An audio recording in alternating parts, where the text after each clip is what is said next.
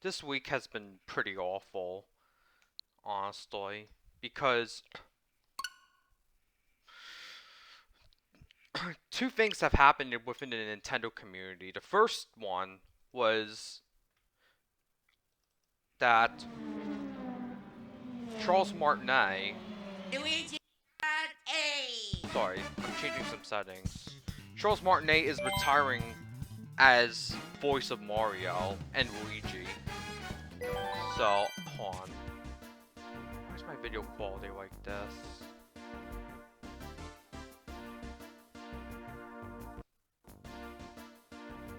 Change it.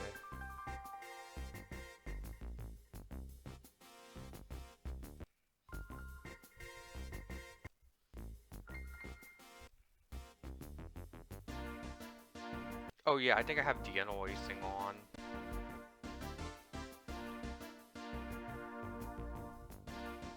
Okay, that's better. But Charles Martinet is retiring as voice of Mario. He's a character. He's a voice actor that I grew up with, and it's really sad, honestly. So today, we're going to be, instead of playing as Villager, we'll be playing as Mario to honor his 26 years of voicing Mario. And we're just going to choose an appropriate cart as well.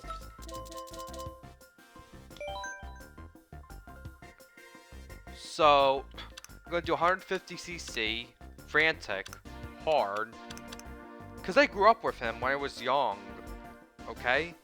And to see him retire like this... Well, before I begin, I'll just show you the official announcement from Nintendo. So... here it is.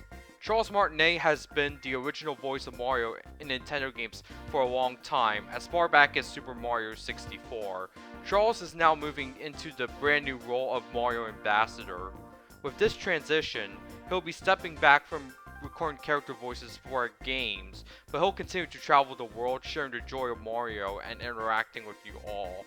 It has been an honor working with Charles to help bring Mario to life for so many years, and we want to thank and celebrate him.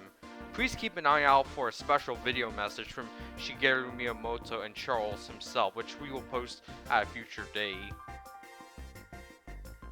So, even though Charles Martinet is not voicing Mario anymore, he got a new position at Nintendo, which is Mario Ambassador. So, all I have to say is thank you, Charles Martinet, for making my childhood. So, but we have more important business to go to discuss. Aside from Charles Martinet's retirement from voicing Mario. And that is the recent Nintendo Switch firmware update. 16.1.0. With that change, Denuvo has officially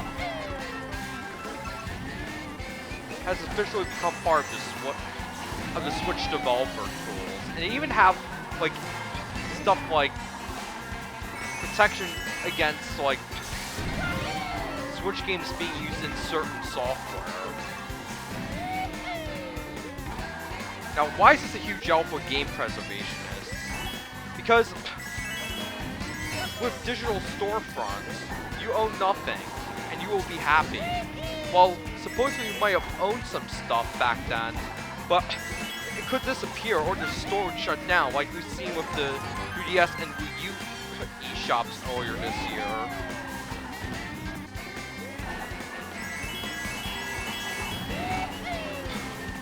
And let me tell you, Denuvo is just so bad, honestly. Not only reduces the performance of games, but also makes it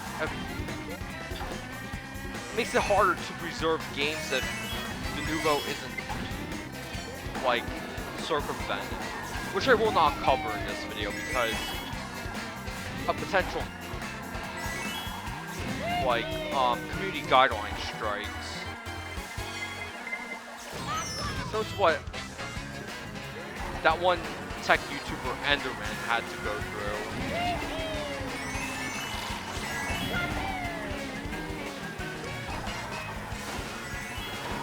Oh, I can't see.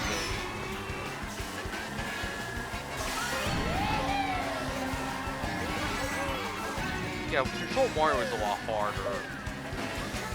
I'm only playing as him to honor his legacy. Or Charles Martinet was legacy.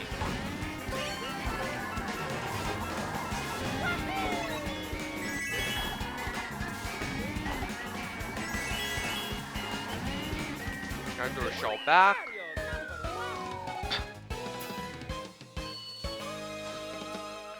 So we're going to go over the announcement that Denuvo made.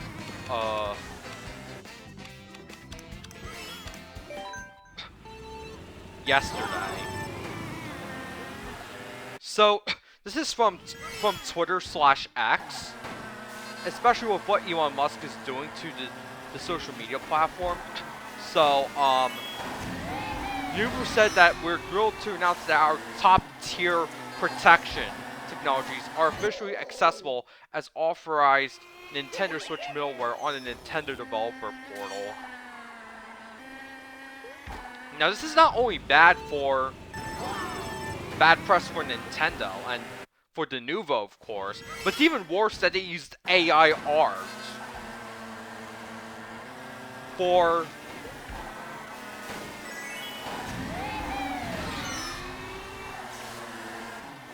this press image release.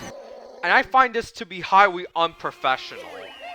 The use of AI art for a press release is highly unprofessional. And the fact that two people that I've stopped being friends with has continuously used AI art despite the ethical concerns raised by AI art. Raised by not only the masses, but also their close friends. That was actually one of the factors that made me stop being friends with them. I'm sorry, but I'm pretty frustrated. Alright, let's close this out. And let me tell you, AI art is extremely dangerous because AI models are based off real people's artwork, as well as other things like, aside from artwork, you also have to deal with medical records or social media profiles.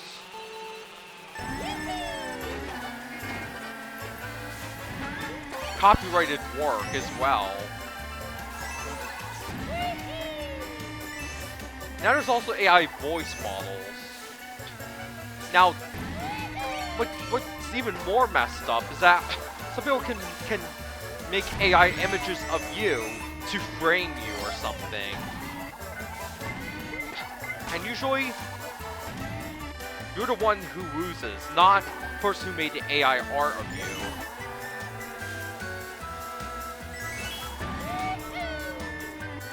Because as long as you have money and power, and luck too, you can defeat anyone. You can defeat an innocent person, either in court or through YouTube's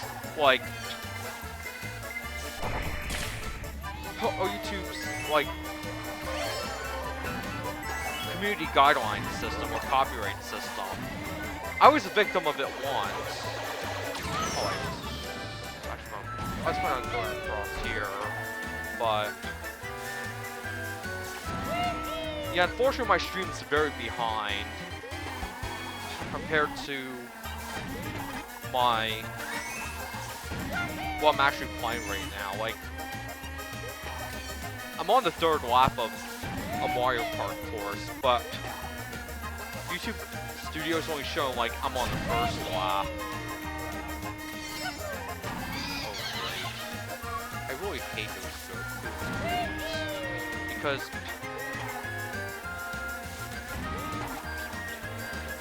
I gotta be careful. I can hear it from behind.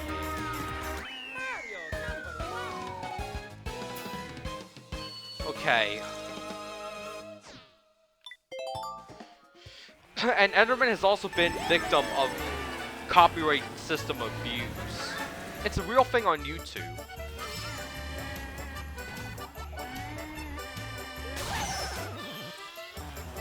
But at the end of the day, the world has always been unfair and stuff. I can't elaborate more on it because I still have an active community guidelines warning from 2021, aka the worst year of my life. Now, I beg to differ because people keep saying 2023 is hard or something. Yes, I can't deny it's a hard year, but 2021 had significantly more challenges for me as an Asian American.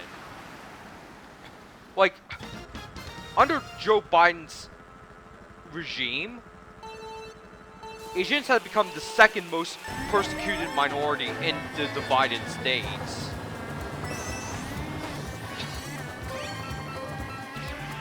And no other year in the 21st century has been harder for Asians than 2021. On top of that, media has used their successes from the unrest of summer 2020 to think that they're trying to do something good for the Asian community, but in reality they're not. And I'm saying this as an Asian American myself.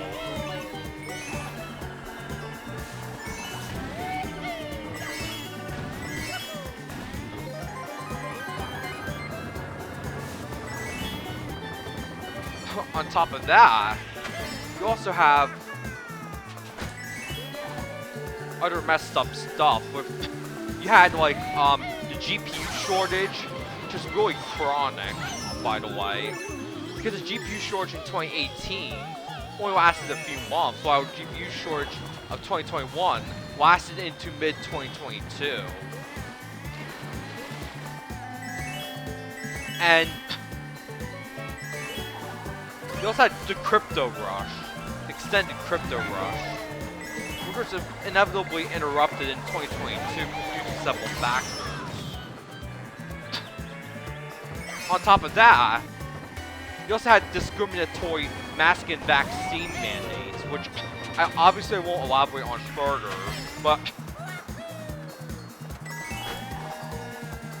it literally promoted segregation in the post-segregation era.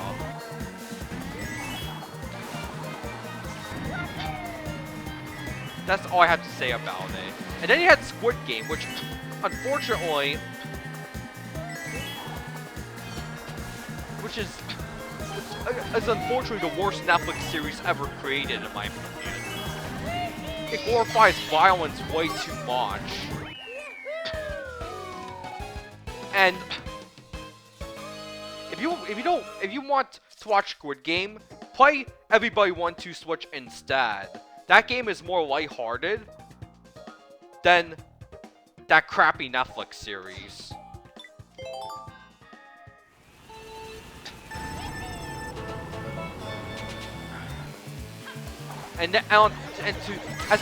As a cherry on top, Japan's borders were closed the entire year, with the period of December 2021 and February 2022 being having the most restrictive border policy that Japan has ever enacted in history. Even the Edo period was more forgiving than the... Hold on. The Edo period was more forgiving than those 3 moms. So, yeah.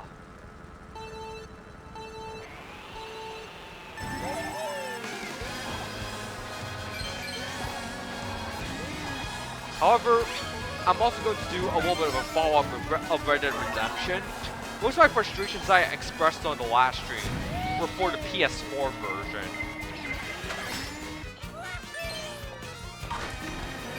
Because the Switch version actually runs, according to Modern Vintage Gamer, pretty well. Now, if you have a certain kind of Nintendo Switch, which I won't mention here because, again, community guidelines and copyright reasons. it's because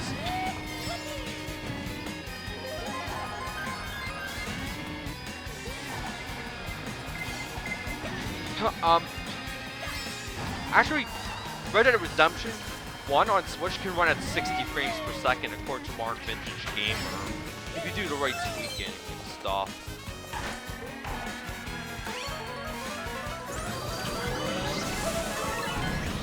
It didn't do much well for the PS4 version, because it's literally copy and paste the PS3 port.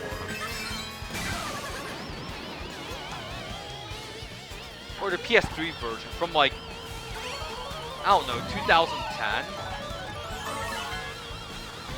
Now, I should remind you that GTA 5's 10th anniversary is several weeks from now. And I am not really looking forward to it because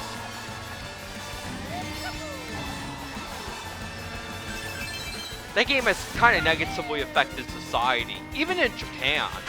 Because while I was at a big camera store, it's one of Japan's largest electronics stores, and I saw two elementary school children with their mother trying to buy GTA 5 for the PS4. Now I have a lot of problems with that, honestly, and it's a good thing I hid this story before I returned back stateside. So, why is it so problematic? First of all, if you want to get GTA 5 in Japan, you must meet the following requirements. You must be 18 or older, and you must have a Japanese credit card to buy the game on digital storefronts. I'm not sure about in-person locations or e-tailers like Amazon or Rakuten or something. But you get the idea. GTA 5 has been a menace to our society. Especially since the crime rate in America has never been this high in the past, like, in the 21st century. So what did we learn this stream, aside from Charles Martinet retiring? We learned that Denuvo's press release for their Switch DRM was a PR failure, especially with the use of AI art. We learned that we went over about why 2021 was the worst year in the decade, despite 2023 being hard as well. And I should add that 2022 was the easiest year for me this decade, despite me not going to Japan that year. And one more thing.